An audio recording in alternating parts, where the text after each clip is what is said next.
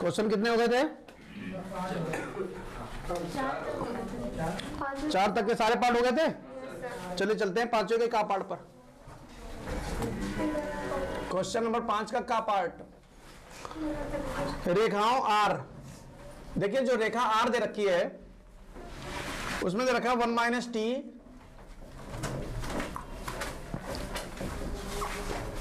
आई cap plus T minus 2 J cap plus 3 minus 2 T K cap. तो इसको हम सही लिखेंगे कैसे? आई भेजेंगे I cap minus T I cap plus T J cap minus 2 J cap 3 K cap minus 2 T K cap. R vector बिना T वाले पास में लिख लो, I cap minus 2 J cap plus 3 K cap plus T common ले लीजिए। जब T common ले लिया तो माइनस का आई कैप प्लस का जे कैप और माइनस का 2 के कैप। ये बन गए रेखा नंबर 1। ऐसे ही आर वेक्टर बराबर एस प्लस 1 आई कैप 2s माइनस 1 जे कैप माइनस 2s प्लस 1 के कैप, जहां पर आर वेक्टर बराबर अंदर आई कैप की गुणा करा देंगे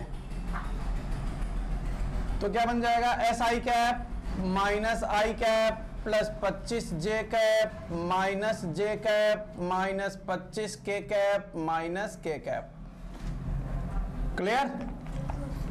आर वेक्टर पहले सारे सदिश ऐसे लिख लो, माइनस का आई कैप माइनस का जे कैप माइनस का के कैप। इसके बाद ये एस है और यहां पर 25 नहीं 2s है, मिक्स हो गया सब। ये भी भैया एस है, ये 2s माइनस 1 है, ये भी s माइनस s है, ये भी 2s है। अब हम क्या करेंगे? प्लस का s कॉमन ले लेंगे। प्लस का s कॉमन ले लेंगे तो क्या बन जाएगा? आई कैप 2 जे कैप माइनस 2 के कैप। समीकरण नंबर 2। क्लियर? हमको आज याद आ गई अपने हाई स्कूल की। हाई स्कूल में जब हम थे तो हमारे साथ एक घटना हो गई। एक क्वेश्चन लगा रहे थे 6 नंबर का। उस समय तो शायद बड़े नंबर में क्वेश्चन आता था, कुछ शायद बहुत बड़े बड़े क्वेश्चन नहीं आते थे, ज़्यादा क्वेश्चन हुआ करते, 2 क्वेश्चन पेपर हुआ करते थे। तो हमने पूरा क्वेश्चन लगा दिया और उस क्वेश्चन में बी चल रहा था और 6 चल रहा था। हमारे बी और 6 दोनों मिक्स हो गए। लास्ट में कुछ समझ ही नहीं पाए कि क्या हो गया। ये काट के फिर दोबारा से क्वेश्चन लगाना पड़ा। टाइम था तो कोई दिक्कत नहीं हुई, अन्यथा वो नंबर हमारे छूट जाते। जो गलती यहाँ पर हुई अभी, एस को क्या बना दिया? 5। तो बिल्कुल सही से लिखना है, ठीक है ना? क्योंकि हाई स्कूल था तो हमको सुधारने का मौका मिल गया था। इंटर होता तो सुधारने का मौका नहीं मिलता क्योंकि वहां पर टाइम कम होता है। तो यहां पर आर हो गया ये और एक हो गया आर, ये 2 रेखाएं हो गई। और 2 रेखाओं के बीच की कैसी दूरी चाहिए? न्यूनतम दूरी चाहिए। जहां पर ये वैल्यू क्या कहलाती है? a1। a1 का मान कितना है? आई cap minus 2 J cap plus 3 K cap. a2 क्या है? माइनस आई कैप माइनस जे कैप माइनस के कैप। और b1 क्या है? माइनस आई कैप प्लस जे कैप माइनस 2 के कैप। b2 क्या है? आई cap plus 2 J cap minus 2 के कैप। ये a1 a2 हो गया और ये b1 b2 हो गया। क्या इतनी बात क्लियर है? बाकी तुम जानते हो कि दो रेखाओं के बीच की न्यूनतम दूरी कैसे बनाते हैं। तो क्या होता है न्यूनतम दूरी का फॉर्मूला बताओ, तुम बताओगे। न्यूनतम दूरी मॉड लगा दें क्योंकि दूरी कभी ऋणात्मक नहीं होती। बताओ, बस यही तो समस्या है। 50 बार कह चुके हैं कि ये न्यूनतम दूरी का क्वेश्चन पेपर में आएगा आएगा आएगा, फिर भी तुम ये कहते शर्म नहीं आ रही कि हमको फॉर्मूला नहीं याद है। कितनी गलत बात है, क्या करोगे बताओ। हाँ, फॉर्मूला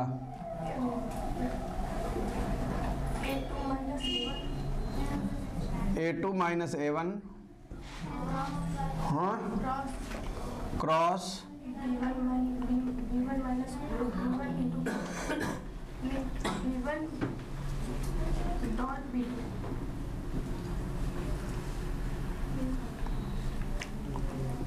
और कोई बताएगा? चलो बताओ ना जिया। A2 vector minus A1 vector dot B2 vector cross B1 vector dot B2 vector cross B1 vector B2 vector cross upon B1 vector बटे B2 vector cross B1 vector का होल मॉड। ये formula था।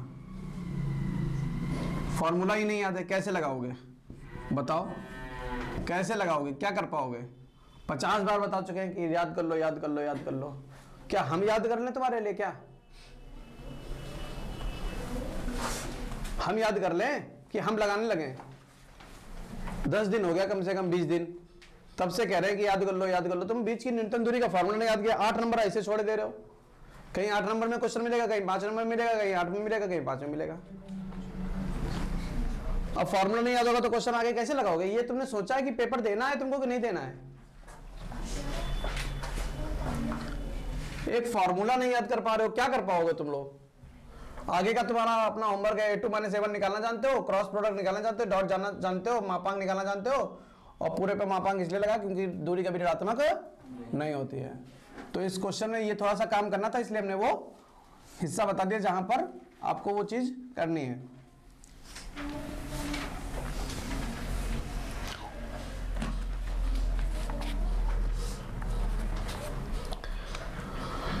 खा पाठ पर चलते हैं। सप्रतिबंध प्रायिकता का क्वेश्चन है। एक पाठशाला में 500 विद्यार्थी हैं, जिनमें से 250 लड़कियां हैं। यह ज्ञात है कि 230 में से 10% लड़कियां हैं। लड़कियां कक्षा 12 में पढ़ती हैं। एक निर्देशक चुना गया विद्यार्थी कक्षा 12 में पढ़ता है, वह लड़की है। प्रायिकता ज्ञात कीजिए। तो यहां पर कुल विद्यार्थी कितने हैं?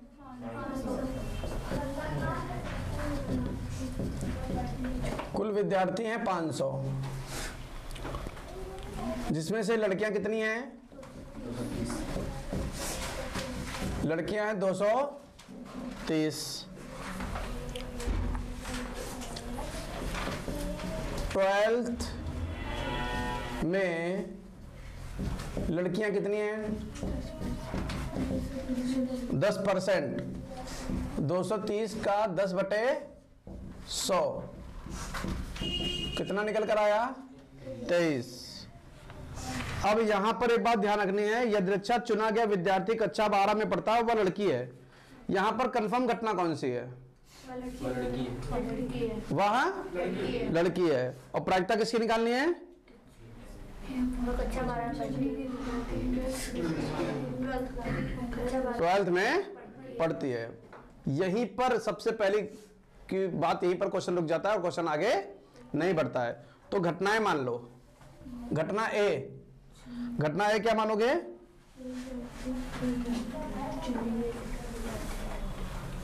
लड़की है, विद्यार्थी जो है, विद्यार्थी एक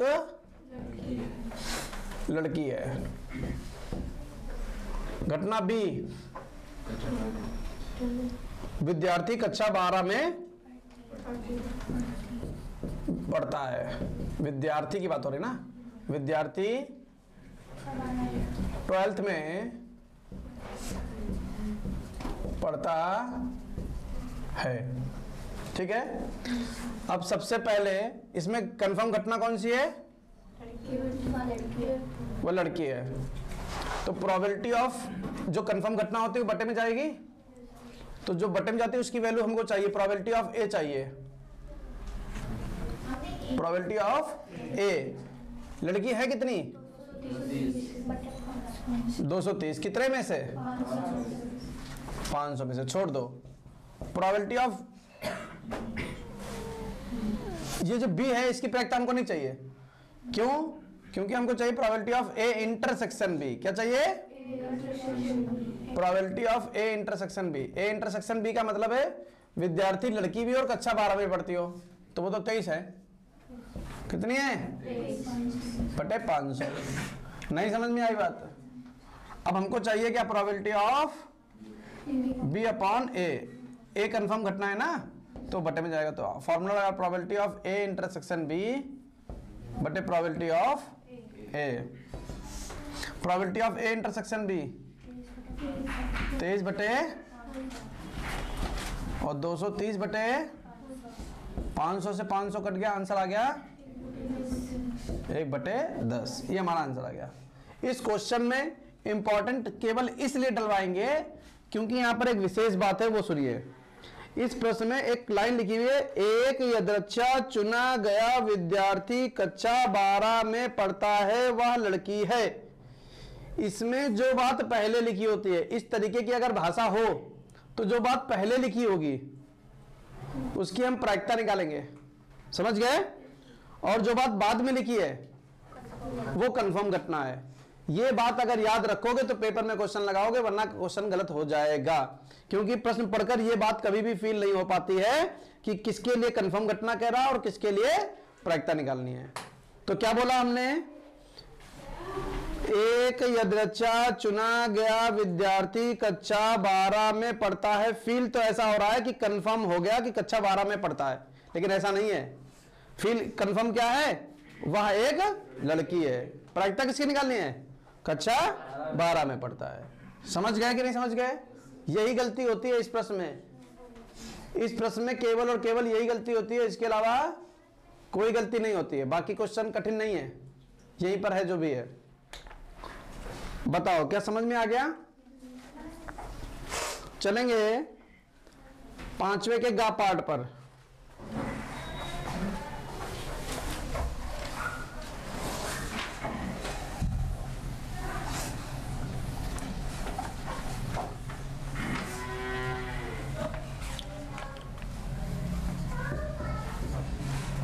पांचवें का गा पार्ट देखोगे तो वक्र 1,1 से गुजरने वाले ऐसे वक्र का समीकरण ज्ञात कीजिए जिसका अवकल समीकरण दिया गया है x dy बराबर 2x square plus 1 into D x. dy 2x square बटे x plus 1 upon x into D x. dy ये बन गया 2x plus 1 upon x into D x. dy बराबर 2, ठीक है,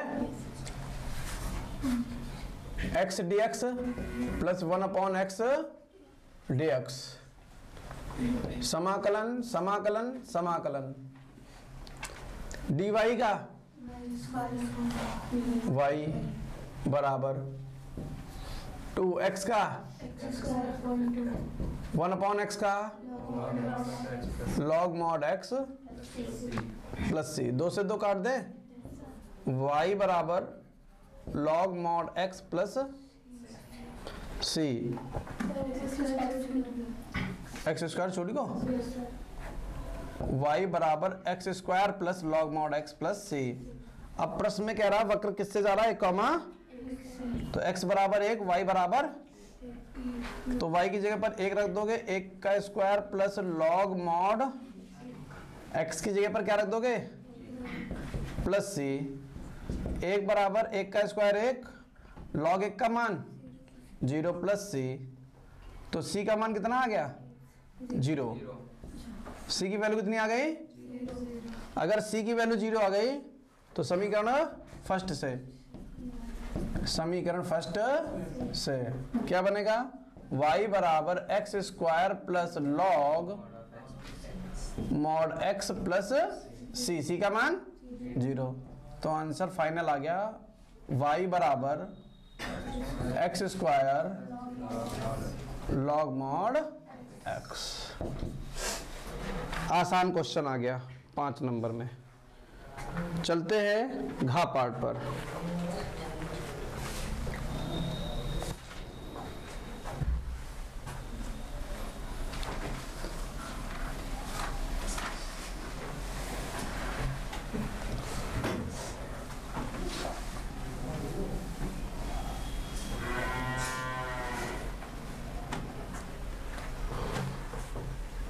पांचवें का घा पार्ट।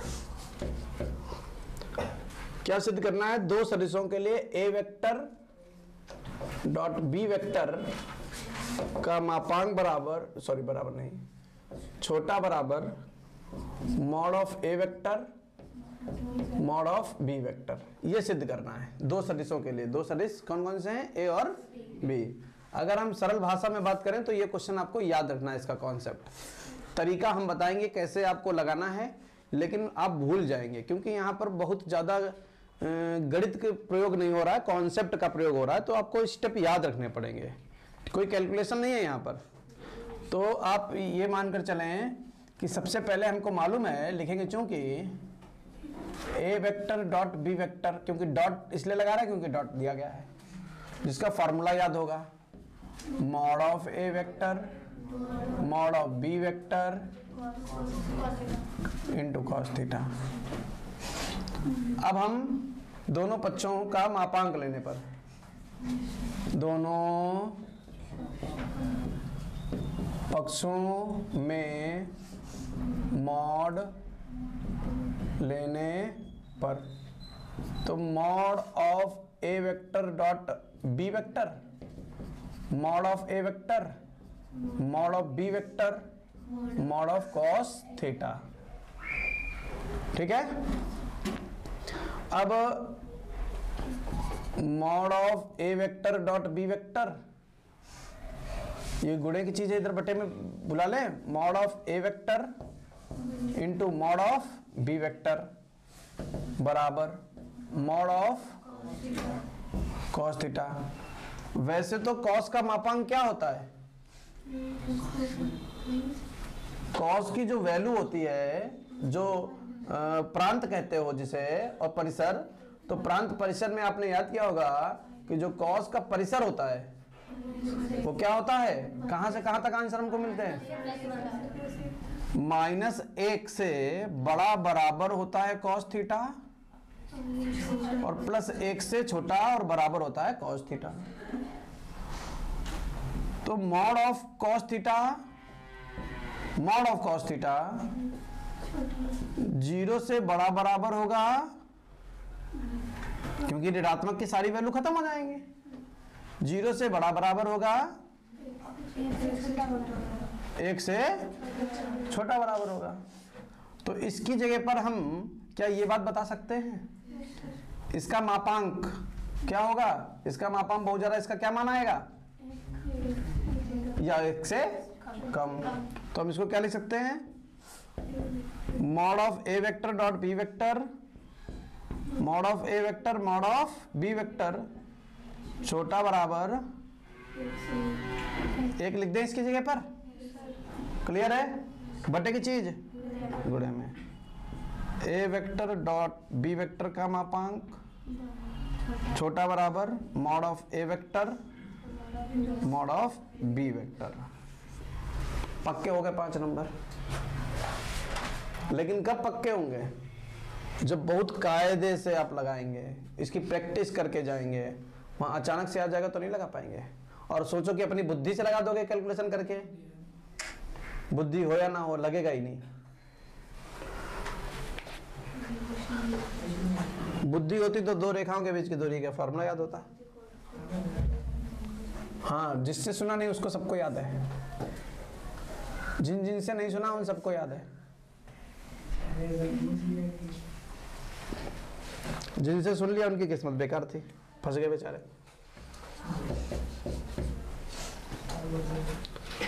अंगा पार्ट लगा किसी का? हाँ, लग गया। Cot X plus root ten X into D x.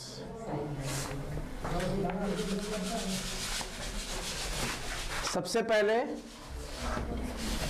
इसको लिख सकते हैं रूट कॉस एक्स बटे रूट साइन एक्स,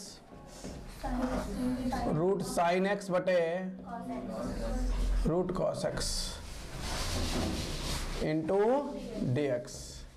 समाकलन लासा ले लेंगे, under root sine X into ये कटेगा, बचेगा root cos X, cos X plus sine X into D X. अगर यहां पर दो होता, अगर यहां पर दो होता तो काम बन जाता। तो हम क्या करेंगे, रूट के अंदर दो बना लेंगे, तो ऊपर रूट 2 से गुणा cos X plus sine X बटे under root 2 sine X into cos X into D X. क्या साइन 2x तो नहीं बन गया ये? Cos X plus sine X root में sine 2x into D X, cos X plus sine X बटे root में प्लस 1 माइनस 1 कर लीजिए प्लस साइन 2x, एक जोड़ा एक घटाया, क्यों? ताकि हम फॉर्मूला बना पाए। रूट 2 समाकलन cos X plus sine X बटे अंडर रूट, जब अंडर रूट लगाएंगे तो 1 माइनस ये बन जाएगा 1 minus sign 2x, minus common ले लिया तो बन गया 1 माइनस साइन 2x। और 1 माइनस साइन 2x में हम क्या करेंगे, जब माइनस कॉमन ले लेंगे तो यहां पर बचा 1 और ये बन गया माइनस साइन 2x, जिसकी जगह पर हम फॉर्मूला क्या लगा देंगे सीधे सीधे 1 माइनस साइन 2x का क्या फॉर्मूला लिखवाया था? Sine X minus cos X का whole square, cos X minus sine X का होल स्क्वायर भी लिख सकते हैं, ठीक है ना? तो क्या बन गया sine X minus cos X का whole square into D X. अब ये एक ऐसी वैल्यू प्राप्त हो गई है जिसको हम टी मानकर इसको रिपीट कर सकते हैं, तो हम इसको टी मानेंगे। माना sine X minus cos X equal to X के सापेक्ष साइन एक्स का माइनस कॉस एक्स का कॉस एक्स का माइनस साइन एक्स और minus minus plus D T बटे डी एक्स। तो cos X plus sine X into D X बराबर D T. तो भैया समाकलन के बाहर रूट 2 है, यहां पर आ जाएगा डी टी बटे 1 minus under root 1 minus T square. तो 1 माइनस टी स्क्वायर ये क्या बन गया? Root 2 sine inverse T plus T की वैल्यू पुट कर दीजिए, root 2 sine inverse sine X minus whole square कहाँ है? Plus C. ये हमारा आंसर आ गया। समझ गए? ऐसे लगाया था कि और कुछ तरीका था? हाँ ठीक, वैसे भी लग जाएगा।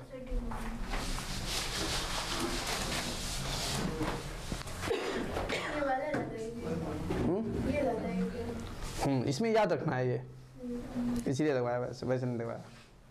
जिसमें अपने पास से माना हुआ हो sign X minus cos x. हाँ हाँ चलिए, ये हो गया हमारा 5वें का अंगा पार्ट।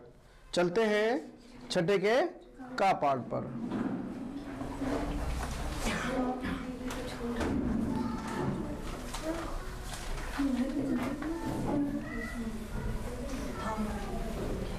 चीज़ें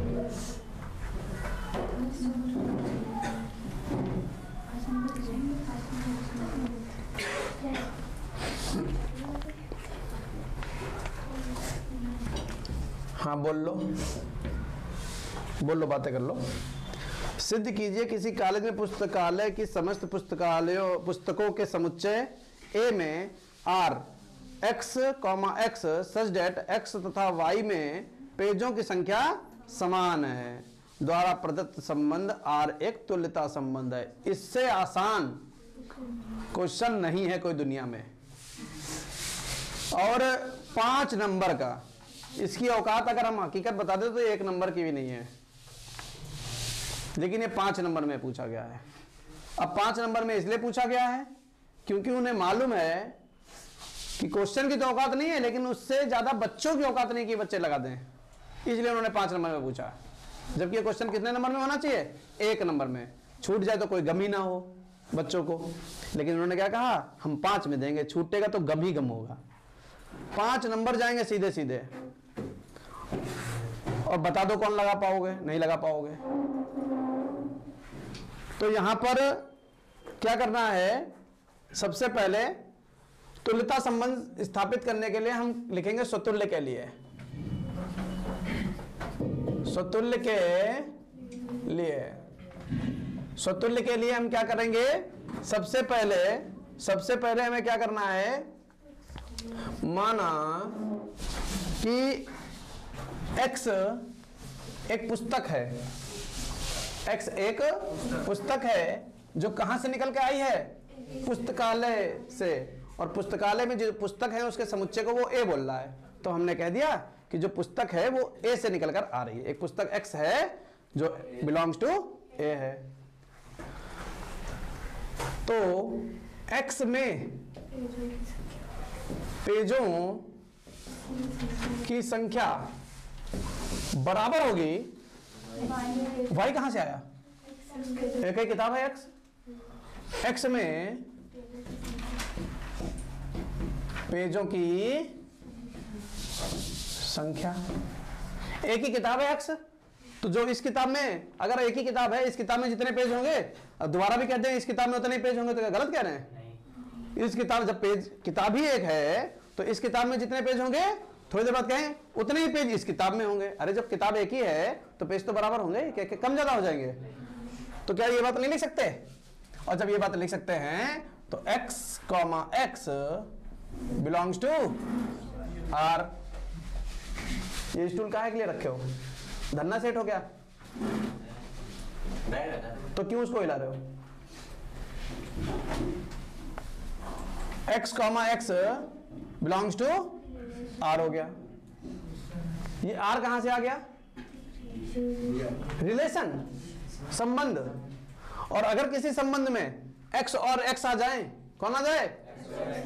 तो क्या हो जाता है? वो तुल्यता नहीं, स्वतुल्य हो जाता है। इसलिए स्वतुल्य संबंध है या स्वतुल्य है। पहला सिद्ध हो गया। 5 नंबर में 1.5 नंबर तुम्हारे लगभग पक्के हो गए। अब स्वतुल्य के लिए हो गया, फिर अब चलेंगे सम्मित के लिए। सम्मित में कितनी किताबें मान लेंगे? माना x comma y belongs to a। x और y 2 किताबें हैं जो कहां से निकल कर आई हैं? समुच्चय a से। यदि x में पेजों की संख्या बराबर है y में पेजों की संख्या, x में पेजों की संख्या बराबर है y में पेजों की संख्या, ये बात हमको मालूम है। कहां मालूम है? सम्मित के लिए एक बात हम अपने पास से लाते हैं जो हमको मालूम होती है। अच्छा, कोई कह रहा है कि x में पेजों की संख्या बराबर है y में पेजों की संख्या, क्या तुम ये नहीं कह सकते y में पेजों की संख्या बराबर है x में पेजों की संख्या? जब x और y 2 किताब हैं, जब उनमें पेजों की संख्या बराबर है तो चाहे x में कह दो x के बराबर y है, चाहे कह दो y के बराबर x है। इसलिए y में पेजों की संख्या बराबर x में पेजों की संख्या। तो x कॉमा y और y comma x belongs to R। जब दोनों ही R में बैठे होंगे इसलिए सम्मित है या सम्मित संबंध है। लो भैया, लगभग 3 साढ़े 3 नंबर तुम्हारे पक्के हो गए 5 में से। अब चलेंगे संक्रामक के लिए। संक्रामक के लिए संक्रामक में कितनी किताबें मान लेते हैं? माना x, y, z belongs to A। यदि x में पेजों की संख्या बराबर y में पेजों की संख्या, तथा यहां 2 बातें मालूम होती हमको। y में पेजों की संख्या बराबर z में पेजों की संख्या। x में पेजों की संख्या बराबर y में पेजों की संख्या, और y में पेजों की संख्या बराबर z में पेजों की संख्या। 2 बातें मालूम है। तीसरी का निष्कर्ष हम लोग निकालते हैं, तीसरा चेक करते हैं क्या ये बात है या नहीं है। कैसे चेक करेंगे? सुनो, 3 किताबें हैं x, y, z। जितने पन्ने x में हैं उतने y में हैं, जितने y में हैं उतने ही z में हैं, जितने x में हैं उतने ही y में हैं, जितने y में हैं उतने ही z में हैं। तो क्या ये नहीं कह सकते जितने x में हैं उतने ही z में होंगे? कह सकते हैं कि नहीं कह सकते? तो क्या तीसरी बात हम लिख दें? तो x में पेजों की संख्या बराबर z में पेजों की संख्या। इसलिए x, y, y, z, x, z belongs to relation, संबंध से संबंधित है या होगा। तो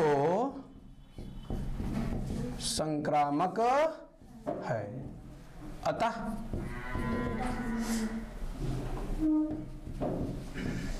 तुल्यता संबंध है। अतः तुल्यता संबंध है।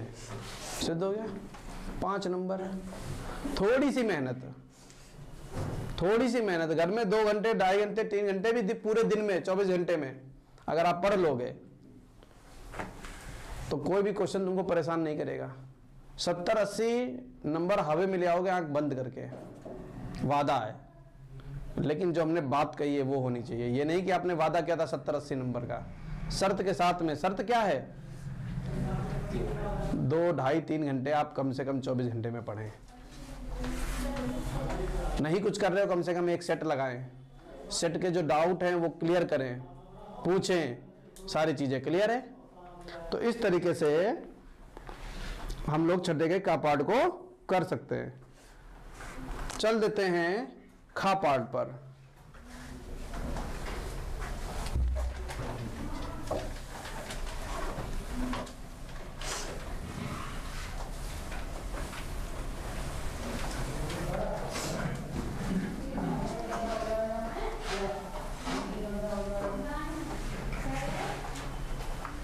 देखो, खा पार्ट में हमने आपको पढ़ाया था अभी कुछ दिन पहले अवकलन, तो वहां पर बताया था कि डेड डैश का विशेष ध्यान रखा करो। अगर डेड डैश नहीं है तो वो अलग टाइप का क्वेश्चन बन जाता है। y बराबर x की पावर x की पावर x की पावर x की पावर x, ठीक है ना। अब यहां डेड डैश नहीं लगा हुआ है। अगर डेड डैश लगा नहीं हुआ है तो आप डायरेक्ट ये नहीं कह सकते कि भैया ये y लिखा हुआ है, ये नहीं कह सकते। y तब होता है जब समुद्र होता है, अर्थात समुद्र मतलब अनंत तक जाता है, और अनंत में से अगर एक नंबर कम भी कर दोगे तब भी अनंत अनंत ही रहेगा। अनंत से अगर 2 बार कम कर दोगे तब भी अनंत अनंत ही रहेगा, लेकिन यहाँ x 3 बार लिखा है और 1 बार कम कर दोगे तो क्या वो वही रहेगा जो पहले था? नहीं, वैल्यू बदल जाएगी।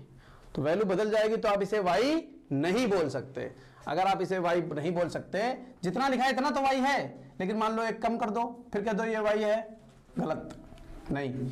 तो इसको लगाने के लिए हमें क्या लेना पड़ेगा? log लेने पर। तो क्या बन जाएगा? log y बराबर log x की पावर x। इन दोनों को आगे उतार लीजिए। log y बराबर x की पावर x log x। समझ गए? अब हम क्या करेंगे, ये जो x की पावर x है ना, इसकी हमको जरूरत पड़ेगी। तो इसको बना लीजिए समीकरण नंबर फर्स्ट। माना z बराबर x की पावर x, इसको z मान लिया, ठीक है ना? अगर इसको z मान लिया है इसको समीकरण मत बनाओ, तो log y बराबर z log x, ठीक है? इतनी बात क्लियर है? अब क्या करेंगे, इसका अवकलन कर दीजिए, x के सापेक्ष अवकलन। log y का 1/y dy बटे dx। यहाँ क्या लगेगा? फंक्शन इंटू प्रथम पद द्वितीय का अवकलन प्लस द्वितीय पद प्रथम का अवकलन। तो प्रथम का अवकलन क्या हो जाएगा? dz बटे dx। और प्रथम पद क्या था? द्वितीय पद क्या था? log x। प्रथम पद द्वितीय का अवकलन प्लस द्वितीय पद प्रथम का अवकलन। क्या इतनी बात क्लियर हो गई? तो ये dy बटे dx का मान आ गया, ये y उठा के यहाँ ले आए, तो y का मान है कितना? x की power x z upon x dz upon dx log समीकरण नंबर, इसे बनाओ समीकरण नंबर फर्स्ट। z से तुम्हें कोई दिक्कत नहीं है, z का मान x की पावर x है, उठा के रख देंगे जब इच्छा होगी। दिक्कत किससे है? dz बटे dx से दिक्कत है। ये कहाँ से लाओगे? यहाँ पर आओगे, लिखेंगे चूंकि z बराबर x की पावर log लेने पर log z बराबर log x की पावर x log z बराबर x log x, x के सापेक्ष log z का 1/z dz बटे प्रथम पद द्वितीय का अवकलन द्वितीय पद प्रथम का अवकलन। क्लियर? x से x dz बटे का z की वैल्यू यहाँ कितना लिखा है? 1 प्लस log x। अतः समीकरण फर्स्ट से dy बटे dx का मान आ गया, dy बटे dx बराबर x की power x z upon x। z की वैल्यू कहाँ है? x की power x upon x dz upon dx, वो वैल्यू कहाँ है? प्लस लगाकर x की पावर x ब्रैकेट में 1 प्लस log x, और log x ये चिपका हुआ है साथ में, log x। छठे के खातक। चलिए चलते हैं क्वेश्चन नंबर छठे का ग पार्ट। किसी का लगा?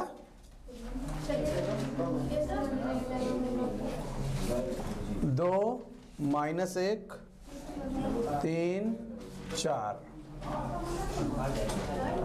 अवयव बी दिया गया है 5 2 7 4। 5 2 7 4। अवयव सी दिया गया है 2 5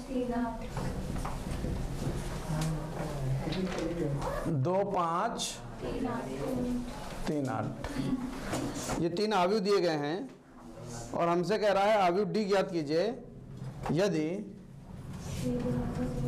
सी डी माइनस ए बी बराबर 0। C D minus A B बराबर 0। तो डी तो हमको मालूम ही नहीं है, सी मालूम है, लिख लीजिए 2 5 3 8। और D D1 D2 D3 D4 minus A B. A कितना है 2 माइनस 1 3 4। बी कितना है 5 2 7 4 बराबर में कितना है 0। अब क्या करेंगे, इस पड़े की इस खड़े में गुणा कर देंगे। 2D1 इस पड़े की इस खड़े में गुणा करेंगे तो क्या बन जाएगा 2D1 5D3। इस किससे हो गई। अब इसी किससे 2D2 5D4 3D1 8D3 3D2 8D4। ये का भी तैयार हो गया बराबर। इनकी गुणा करके उधर लिखेंगे चलकर, और ये जो माइनस का जो उत्तर आएगा वो उधर कायम जाएगा प्लस में। तो इनकी गुणा कर लेंगे पड़े की खड़े में 10 माइनस 7 3 2 0 2 दूनी 4 और 4 में से 4 गए 0। अब इधर क्या बन जाएगा 3 4 की 5 7 से गुणा।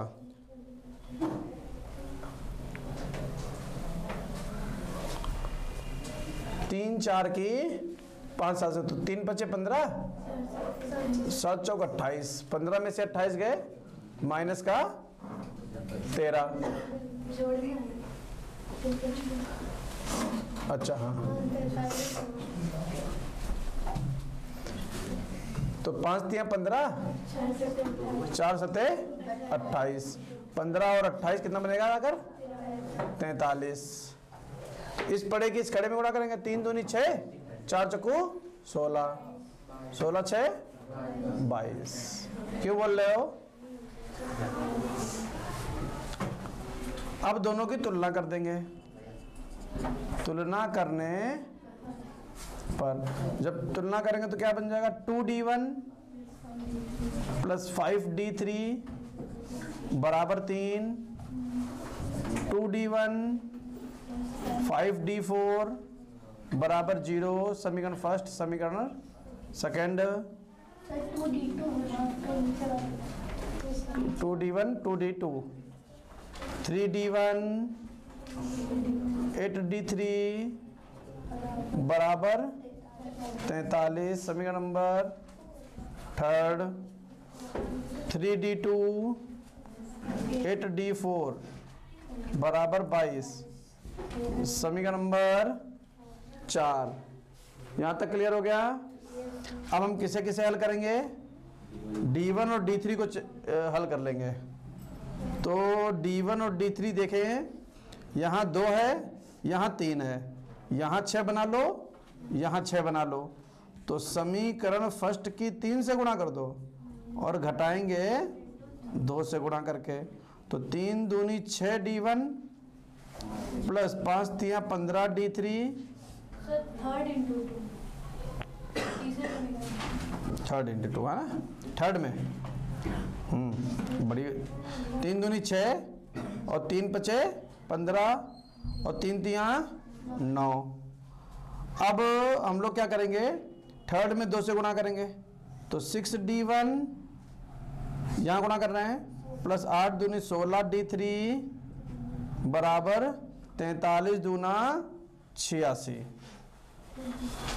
दोनों को क्या कर रहे हैं, घटा रहे हैं, तो माइनस माइनस और ये कट जाएगा, माइनस का D3 बराबर माइनस का 77, माइनस से माइनस कट जाएगा, D3 का मान कितना आ जाएगा, D3 बराबर 77। समीकरण फर्स्ट से D1 का मान कितना है निकालना है, 2D1 प्लस 5D3 का मान कितना है 77 बराबर 3।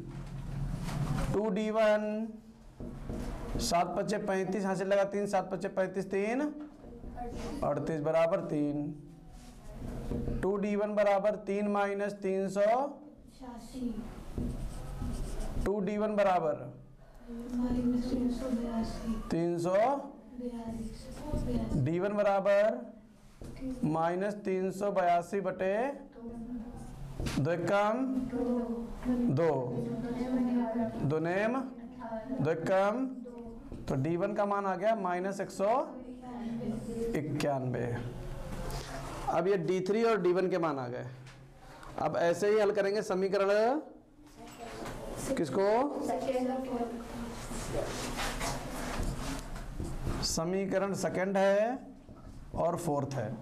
अब जरा सेकंड और फोर्थ को देखो, वही कहानी बनेगी, इसमें 3 से गुणा सेकंड में, इसमें 2 से गुणा, 3 से गुणा 2 से गुणा और दोनों को घटाएंगे, तो गुणा कर लो 6D2 प्लस 15 कितना, 3 से गुणा कर रहे हैं, 5 दिया 15D4 बराबर 0। 2 से गुणा कर रहे हैं 6D2 प्लस 8 दूनी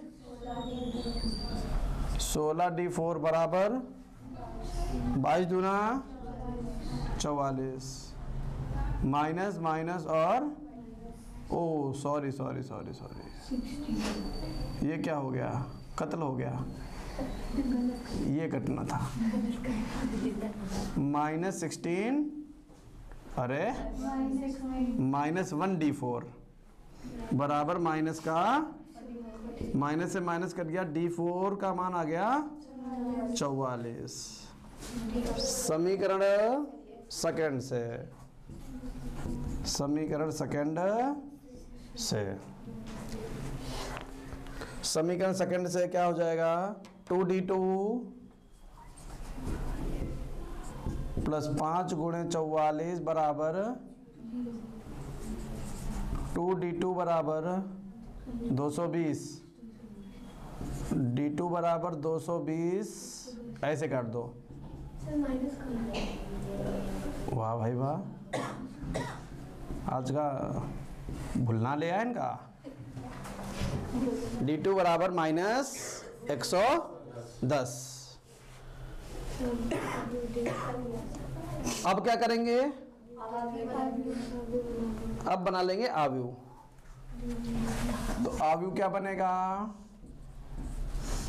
आव्यूह कौन सा, D, आव्यूह D बराबर D1 D2 D1 D2 D3 D4।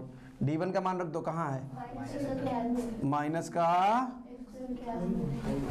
191, D2 कितना है, माइनस माइनस 110, D3 कितना है, D3 है 77, हाँ कहाँ है, D4 44। ये आ गया हमारा आंसर।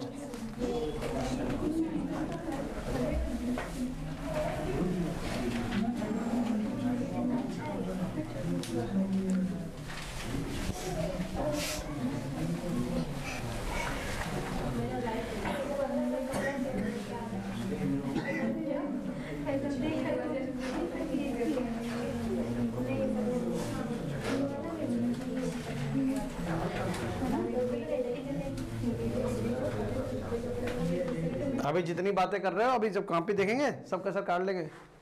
जान लेना, खूब बातें कर लो, खूब बातें कर लो, कभी बुद्धि नहीं आएगी जीवन में। क्वेश्चन नंबर 6 का घ पार्ट। आयु ए दिया गया है 1 1 1 3 4 3 3 3 4। आयु ए दिया गया है और ए इंटू एडजॉइंट ए, सारणिक ए इंटू आई, ये हमको दिया गया है। अब ये बताइए कि जब हमको ए की वैल्यू मालूम है, सारणिक ए तो हम निकाल लेंगे, आई भी हमको मालूम है, तो हमें ए और आई से कोई लेना देना नहीं, सारणिक ए सबसे पहले निकाल लेते हैं। तो सारणिक ए, सारणिक ए कैसे, 1 3 3 1 4 3 1 3 4। तो यहां पर R1 से विस्तार कर लेंगे, R1 से C1 से भी कर सकते हैं। तो जब R1 से विस्तार करेंगे तो ये 1 उठाया, ये छिपाया, ये छिपाया, 16 - 9 - 3, ये छिपाया, ये छिपाया, 4 - 3 प्लस 3, ये छिपाया, ये छिपाया, 3 - 4, 16 में से 9 गए 7, 4 में से 3 गया 1 और -3, 3 में से 4 गया -1 और -3, 7 में से 6 गया 1। तो ये बन गया, हमको क्या मिल गया, सारणिक है, एक मान आ गया। अब हम चलते हैं साखंड पर। किस पर, साखंड। तो A11 A12 A13 A21 A22 A23 A31 A32 A33 minus minus minus minus A11, ये छिपाया, ये छिपाया, 4 चक्कू 16, 3 3 9, 16 में से 9 गए 7। A12, ये छिपाया और ये छिपाया, 4 3 1। A13, ये छिपाया, ये छिपाया, 3 4 -1। A21, ये छिपाया, ये छिपाया, 3 चक्कू 12, 3 3 9। A22, ये छिपाया, ये छिपाया, 4 3 1। A23, ये छिपाया, ये छिपाया, 3 3 0। A31, ये छिपाया, ये छिपाया,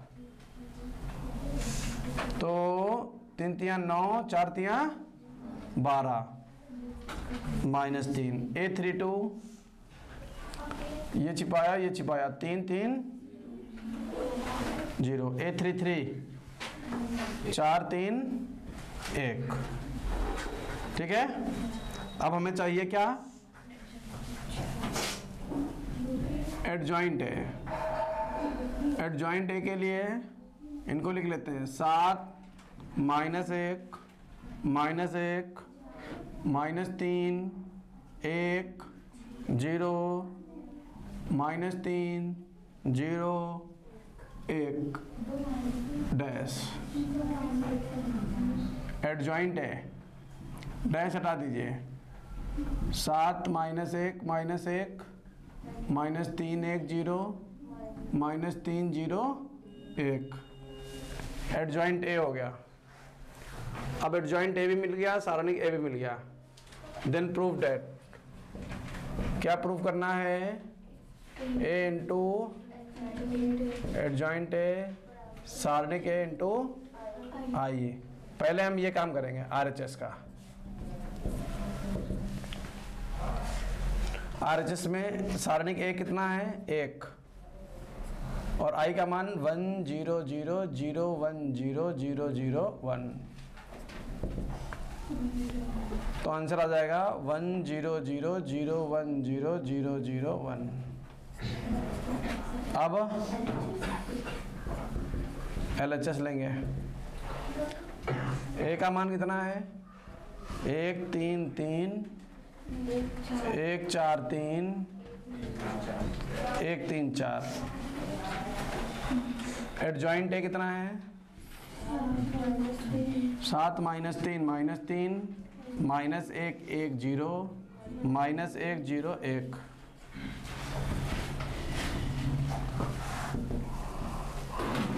इस पड़े की इस खड़े में गुणा करेंगे 7 हो जाएगा, 3 3 1 हो जाएगा। फिर इस पड़े की इस घड़े में गुणा करेंगे तो 0 हो जाएगा, 0 हो जाएगा, फिर 0 1 0 हो जाएगा, फिर 0 0 1 हो जाएगा। ये आंसर आ जाएगा। अतः LHS बराबर RHS।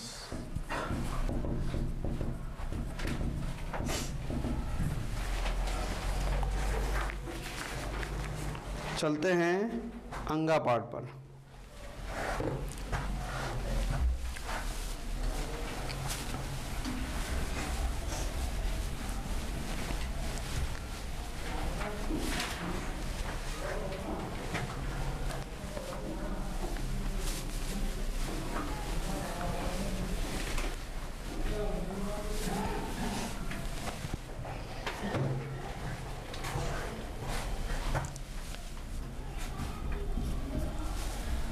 y बराबर लिखा हुआ है a की पावर t + 1/t। तो हम क्या करेंगे? t के सापेक्ष अवकलन कर देंगे। dy बटे a की पावर z का a की पावर z का a की पावर z इंटू जिसको z माना उसके अवकलन से गुणा t का 1 -1/t²। तो dy बटे dt का मान आ जाएगा 1 -1/t² एक ब्रैकेट में इंटू a की पावर t + 1/t। समीकरण नंबर फिर लिखेंगे, चूंकि x कितना है? t + 1/t की पावर a। तो क्या करेंगे? t के सापेक्ष अवकलन, तो dx बटे dt z की पावर a इंटू z की पावर a-1, जिसको z माना उसके अवकलन से गुणा t का। अब तो यहाँ कुछ दुरुस्त करने की ज़रूरत नहीं है। अगर हम फर्स्ट को सेकंड से भाग कर दें तो हमको मिल जाएगा dy बटे dt बटे dx बटे dt ब्रैकेट में 1 -1/t² a की पावर t + 1/t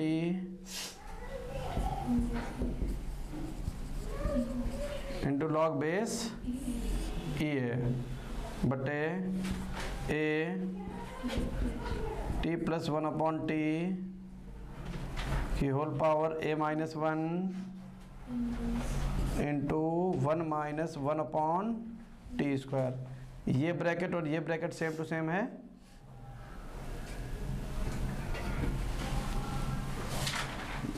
कट गया।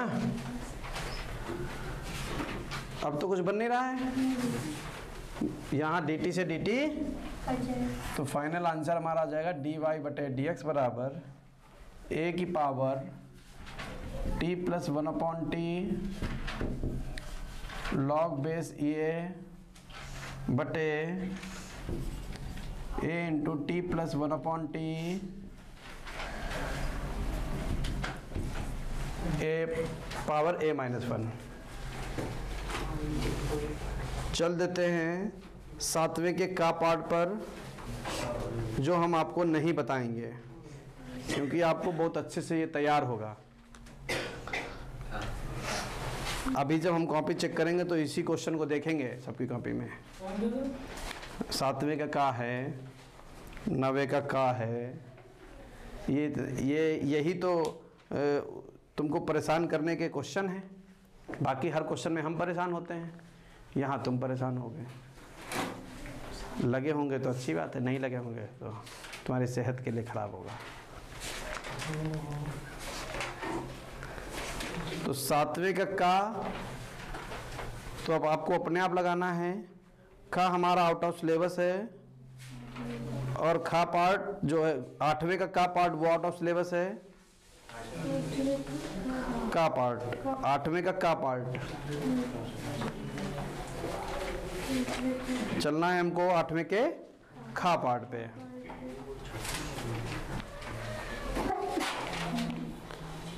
आठवें के खा पार्ट में जब चले तो हमको क्या मिला? अवकल समीकरण। काफी अच्छा क्वेश्चन है। अवकल समीकरण का क्वेश्चन आपको निश्चित रूप से एग्जाम में मिलेगा। बिल्कुल एक्सरसाइज 9 है, चैप्टर 9 है, उसको बिल्कुल तैयार कर लो, विधिवत तैयार कर लो। मोबाइल साइलेंट करिए जिसका भी हो। तो बताया होता हम आ जाते, तुमको पढ़ा देते तुम्हारे घर आकर। हाँ क्यों? कहा था फोन करेंगे तो आ जाना। अच्छा फिर कोड में बात हो गई। हाँ कोड भाषा में देख लो, हो सकता है इसलिए कर रहे हो कि नहीं आना बिटिया, रहने दो। पक्का जाना था? जाओ जाओ जाओ, पीछे से निकल जाओ उससे।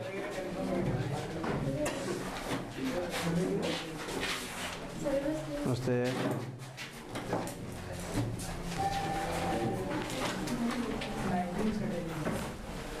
तो भैया क्वेश्चन नंबर 8 का खा पार्ट। अवकल समीकरण dy बटे dx plus y cot x 4x cos x का एक विशिष्ट हल ज्ञात कीजिए। दिया गया है कि y बराबर 0 जब x बराबर कितना है? π/2, यानी c भी हमको यहाँ पर निकालना है। तो इसकी तुलना किसके कर देंगे? dy बटे dx प्लस py बराबर q से तुलना। तो p की वैल्यू कितनी आ गई? cot x। और q की वैल्यू कितनी आ गई? 4x cos x। अब IF निकालते हैं। IF निकालने का क्या तरीका है? e की पावर समाकलन p dx, समाकलन cot x dx। e की पावर cot x का समाकलन कल सुनाया था, बोलो। log mod sin x। जब भी e की पावर log के साथ में कोई वैल्यू लिखी होगी तो वो वैल्यू ही आ जाएगी। तो IF हमको मिल गया, IF मिल गया हमको sin f। अब हमको चाहिए इसका हल। हल के लिए भी फॉर्मूला है, बताओ। सर y इंटू IF बराबर समाकलन q into IF into dx। तो y हमारा y रहेगा इंटू IF है sin x, समाकलन q हमारा रहेगा 4x cos x into IF की वैल्यू है sin x इंटू dx। अब ये बन जाएगा y sin x cos x और sin x ये कट जाएंगे, 4 कांस्टेंट हो जाएगा, x dx। y sin x 4x² बटे 2 प्लस इससे ये कटेगा y साइन x बराबर 2x स्क्वायर प्लस सी, समीकरण नंबर फर्स्ट। क्योंकि हमें विशिष्ट हल चाहिए किस वैल्यू पर, y बराबर 0, y बराबर 0 और x बराबर π/2 पर, इस वैल्यू पर हमको इसका विशिष्ट हल चाहिए। तो 0 गुणे साइन π/2 2π/2 का स्क्वायर प्लस सी, साइन 90, ये तो 0 हो जाएगा 0 से, तो 2 स्क्वायर बटे 4 प्लस सी, 2 से पाई ये कितनी बार कटेगा, तो सी बराबर पाई स्क्वायर बटे 2 माइनस का, सी का मान कितना गया माइनस का पाई स्क्वायर बटे, अतः समीकरण 1 से, अतः समीकरण 1 से, तो समीकरण 1 से y साइन x बराबर 2x स्क्वायर प्लस सी की वैल्यू कितनी है, ये आ गया हमारा इसका विशिष्ट हल। 8वें का खा पार्ट हो गया। चल देते हैं क्वेश्चन नंबर 9 के का पार्ट पर। प्रायिकता का क्वेश्चन है।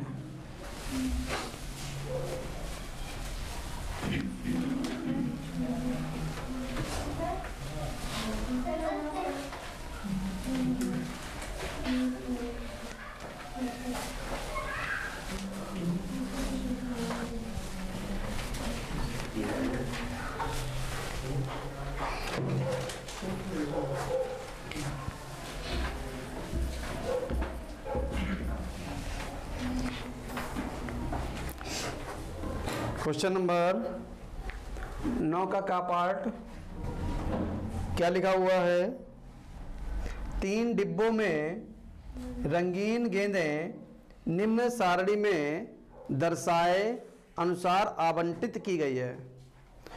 डिब्बे हैं 3, फर्स्ट सेकंड थर्ड, रंग है काला सफेद लाल। एक डिब्बे को यदृच्छा चुना गया और उसमें से एक गेंद निकाली गई। यदि गेंद का रंग काला है, ये कंफर्म हो गया, ये कंफर्म है, तो इसकी प्रायिकता ज्ञात कीजिए कि गेंद को डिब्बा 3 से निकाला गया है। एक घटना कंफर्म हो गई। दूसरी बात हमको करनी है ना कि गेंद डिब्बा 3rd से निकाला गया है, इस बात की प्रायिकता चाहिए। तो जिस बात की प्रायिकता चाहिए होती है उसको हम क्या मानते हैं, ई मानते हैं कि इवन मानते हैं, हाँ यही तो समस्या तुम लोगों के। हमने जैसे पढ़ाया वैसे बताओ, मान तो हम कुछ भी सकते हैं। तो E1 E2 E3 कहां से बनाओगे, कंफर्म घटना से कि यहीं से, नहीं सर, तो जिस बात की प्रायिकता चाहिए होती है वहीं से हम E1 E2 E3 बना लेते हैं, और जो घटना कंफर्म होती है वो हमारी E हो जाएगी।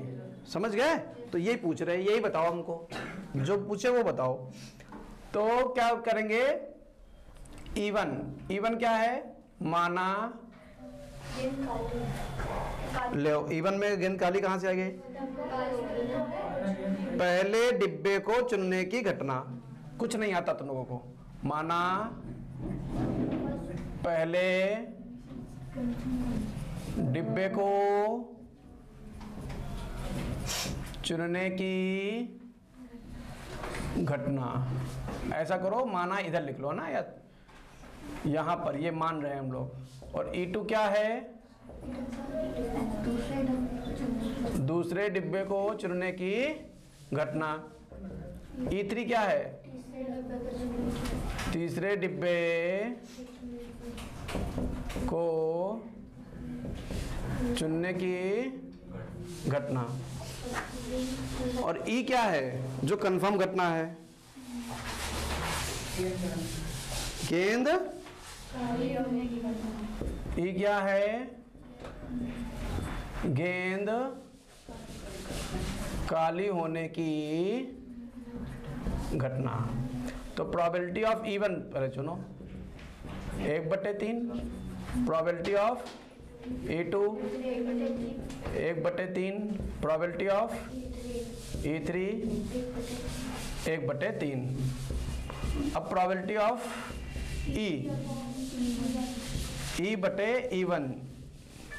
काली गेंद हो, जब ये कंफर्म हो गया कि पहला बॉक्स चुन लिया गया, जब पहला बॉक्स चुन लिया गया तो उसमें काली गेंद कितनी है? 3। कितने में से?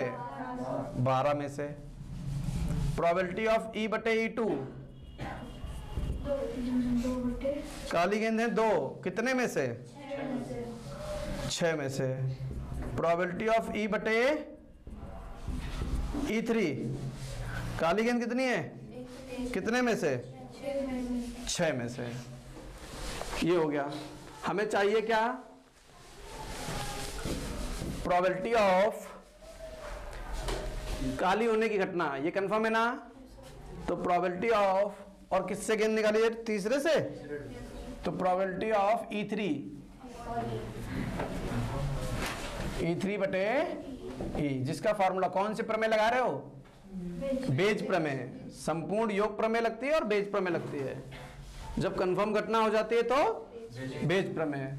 तो प्रोबेबिलिटी ऑफ E3/E, जिसका फॉर्मूला क्या बनेगा? Probability of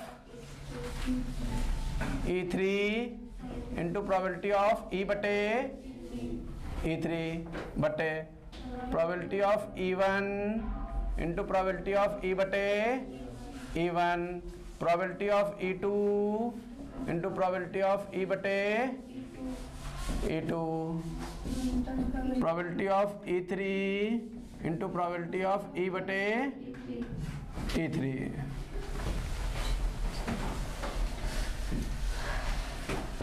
probability of E3 का मान कितना है? 1/3।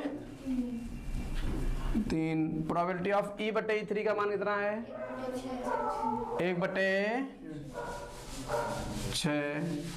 प्रोबेबिलिटी ऑफ E1 का मान कितना है?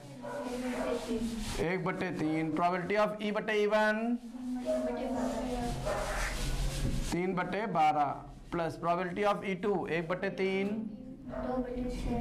2/1/3 1/6। 1/3 गुणे 1/6 ऐसे ही, नीचे से 1/3 कॉमन ले लो, 3/12 2/6 1/6। ये 1/3 ये 1/3 कट जाएगा, ये बन गया 1/6। यहाँ लासा ले लेंगे 12 3 6 दूनी 12 2 दूनी 4 6 दूनी 12 2 1 1/6 4 3 7 2 9/1/6 गुणे 12/6 दूनी 12। आंसर आ गया 2/9। क्लियर है? तो इस तरीके से हम लोग 90 का पार्ट लगा सकते हैं। अब ये इंपॉर्टेंट क्वेश्चन है बहुत ज़्यादा, ऐसे क्वेश्चन प्रायिकता का आएगा पेपर में। चलेंगे इसके खा पार्ट पर।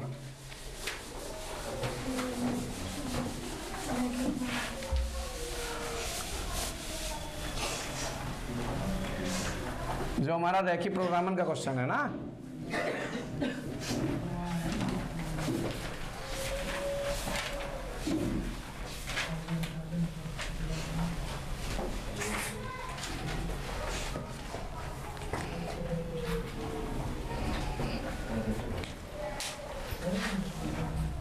हाँ बोल लो। x माइनस वाई छोटा है बराबर है -1 के, -x प्लस वाई छोटा है बराबर है 0 के,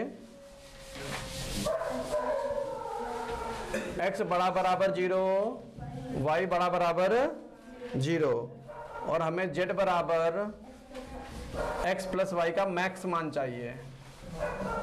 तो यहाँ पर लिखेंगे असमीकाओं को समीकरण के रूप में लिखने पर, असमीकाओं को समीकरण के रूप में लिखने पर, तो x माइनस वाई बराबर -1, x माइनस वाई बराबर -1 से भाग कर देंगे, तो -1 से भाग, तो तो -x + y बराबर 1। x पर कटा अंताखंड -1 और y पर कटा अंताखंड 1। फिर दूसरा उठाएंगे, -x + y बराबर x। ये तो मूल बिंदु से रेखा जा रही है और ये तो हमारे अक्षों के समीकरण हैं, तो हम बना लेते हैं यहाँ पर ग्राफ। तो ये हो गया x, ये हो गया x डैश, ये हो गया y, ये हो गया y डैश। अब -x + y बराबर 1, यानी x पर कटा अंताखंड -1, x पर कटा अंताखंड -1, y पर कटा अंताखंड 1। तो इस तरीके से हमारे ग्राफ की लाइन, पहली लाइन खींचेगी। ठीक है,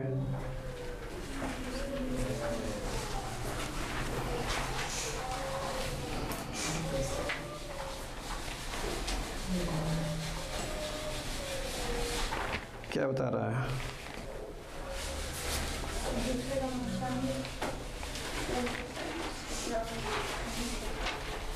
और दूसरा क्या है? y बराबर x। ये भी मूल बिंदु से जाती है, जो ऐसे जाएगी। ठीक है ना?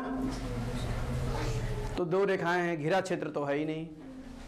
इस क्षेत्र में कोई घिरा क्षेत्र है क्या?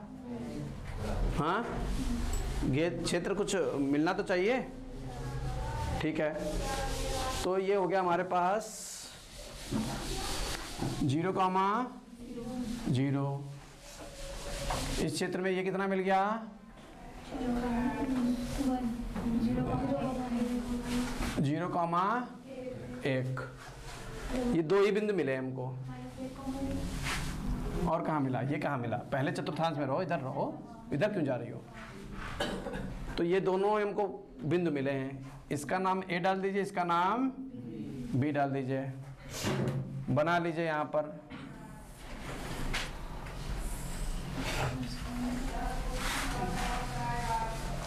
यहाँ लिखते हैं क्रम संख्या, यहाँ लिखते हैं बिंदु, और यहाँ z बराबर x + y। तो क्रम संख्या 1 है, 2 है, 2 ही क्रम संख्या बनेंगी। हाँ,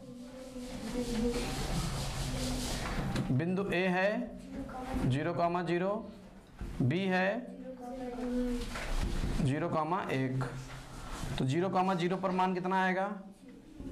z बराबर 0, और 0,1 पर कितना आएगा? z बराबर 1। तो कौन मैक्स है इसमें? ये है। तो हमारा जो ग्राफ होता है, जब भी खुला है, देखो खुला हिस्सा है ना, ये हिस्सा कैसा है? तो जब हिस्सा खुला होगा तब आपको एक काम और करना होगा, x + y लेना होगा, और मैक्स मान है इसलिए बड़ा मान लगाना होगा, और जितना लिखा है उतना लिख देना होगा। ठीक है, और इसको हम लोग समीकरण के रूप में लिखेंगे। समीकरण के रूप में लिखने पर, तो जब समीकरण के रूप में लिखेंगे तो क्या लिखेंगे? x + y बराबर x पर कटा अंताखंड 1 और y पर कटा अंताखंड 1। ये आ गया। तो रेखा कुछ इस प्रकार से बनेगी, ये वाली। ठीक है, अब जब ये रेखा बन गई, इसको मूल बिंदु से संतुष्ट करो। मूल बिंदु से संतुष्ट करोगे 0 + 0, 0 बड़ा x से असत्य, तो बिंदु के विपरीत। तो इसका जो क्षेत्र होगा वो कौन सा होगा? ये। और जो इधर क्षेत्र आ रहा था वो कौन सा होगा? वो तो ये वाला क्षेत्र था ना। देखो यही तो क्षेत्र था ना। इन दोनों रेखाओं से कौन सा गिर रहा क्षेत्र? ये। और जो इसका क्षेत्र आ रहा है, ये क्या कह रहा है? ऊपर की तरफ।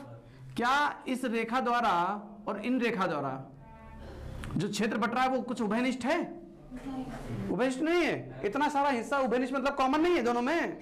ये हिस्सा, ये क्या है? रेखा कह रही कि ऊपर का सारा हिस्सा लेना है, और ये रेखा भी तो ऊपर ही जा रही है, तो उभयनिष्ठ है। और अगर उभयनिष्ठ बिंदु मिल जाए तो मैक्स मान संभव नहीं है।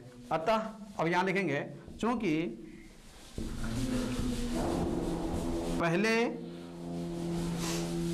प्राप्त क्षेत्र और असमीका x प्लस वाई बराबर बड़ा है 1। पहले प्राप्त क्षेत्र और असमीका x प्लस वाई बड़ा है 1 से प्राप्त क्षेत्र में उभयनिष्ठ क्षेत्र प्राप्त हुआ है। इसलिए कोई मैक्स मान संभव नहीं है। कोई मैक्स मान संभव नहीं है। अब ये जो एक्स्ट्रा काम बढ़ जाता है, ये किसकी वजह से बढ़ जाता है? खुला आसमान की वजह से। अगर क्लास याद हो, क्लास पढ़ी हो, तैयार करी हो, तो खुले आसमान के क्वेश्चन हमने आपको समझाए थे।